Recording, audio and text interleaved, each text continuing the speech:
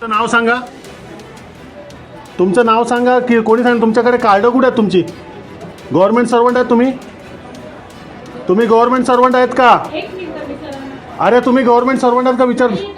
मग तुमची कार्ड नाही. मग तुमचा या 3 वाजता कुठला लंच टाईम आला मला सांगा. हां, ही एवढी पब्लिक आहेत का इथे उभे आहेत ते? कुठला लंच टाईम आहे? की लंच टाईमचा टायमिंग काय तुमचा? तुमचा टायमिंग काय लंच टाईमचा लिहिलं इथे टायमिंग? तुम्ही इथे काय लिहिलं आहे? काय लिहिलं इकडे तुमचं नाव सांगा. तुम्ही गव्हर्नमेंटची माणसं नाही आहेत का? काय नाव तुझं? अरे नाव तर सांग ना तुझा.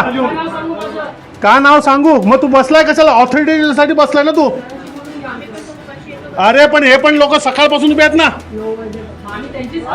कुठल्या कामाकडे? तुझा लंच कुठे आहे? लंच कुठे आहे तुझा लंच कुठे आहे? तू लंच टाइमला बसला. लंच कुठे आहे तुझा? फॉर्म भेटला नाही मला. फॉर्म अरे कसलं काम करतोय तो?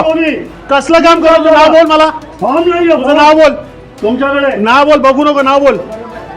राशन कार्ड हे मध्यमवर्गीय कुटुंबासाठी महत्वाचा दस्तावेज असून स्वस्त दरात राशन मिळणं किंवा जे शासकीय योजना आहे त्यांचा लाभ घेण्यासाठी ठराविक महत्वाचा हा घटक मानला जातो.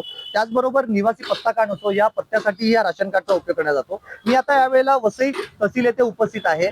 त्या तहसीलमध्ये जर आपण पाहाल तर वसई शहरामध्ये रेशन कार्ड बनवणे व त्याबद्दल बदल करण्याचे अधिकार पूर्वी सेतू कार्यालयात होते. मात्र हा अधिकार काढून थेट तहसील कार्यालयात देण्यात आलेला आहे. या बदलामुळे नागरिक यांना तहसील कार्यालयात अर्ज करावा लागणार आहे. त्यामुळे जे अर्ज करणारी जी प्रतिक्रिया आहे किंवा जे कामकाज आहे यामध्ये पारदर्शकता वाढेल की कुठेतरी गैरसोय होईल याकडे सगळ्यांचं लक्ष लागलेलं आहे. पण यापूर्वी 2-4 दिवसापूर्वी एक व्हिडिओ व्हायरल झालेली याच कार्यालयातून कुठेतरी जे नागरिक या कार्यालयात काम करण्यासाठी येत आहेत यांचा कुठेतरी गैरसोय होते आणि कुठेतरी कामाला विलंब लागत असतो असा आरोपही होत आहे. या संबंध विषयावर जे अधिकारी आहेत त्या अधिकाऱ्याशी आपण चर्चा केली आहे. पाहूयात नेमकं त्या अधिकाऱ्यांचं काय म्हणणं आहे. नाही, आता शासनाने काय केलेलं आहे की सेतू केंद्राला जे दिलेले होते लॉगिन डिओ लॉगिन त्याची काही तक्रार झाली होती. त्या कारणाने आता तो पूर्ण कारभार हा आपण पुरवठा कार्यालयात इथंच वरती सगळ्यांना रेशन कार्ड हे टोटल आपण 45 दिवसात उपलब्ध करून देत आहे. तसेच आता रेशन कार्ड मध्ये गर्दी वाढण्याचं कारण काय की शासनाने आयुष्यमान कार्ड हे कंपल्सरी केलेलं आहे सगळ्यांना. आयुष्यमान कार्ड केलं असल्या कारणे सगळ्यांना रेशन कार्ड हे ऑनलाईन असणं गरजेचं आहे. ऑनलाईन असल्याशिवाय आयुष्यमान कार्ड हे मिळत नाही. त्याच्यामुळे लोकांची आता गर्दी वाढत आहे.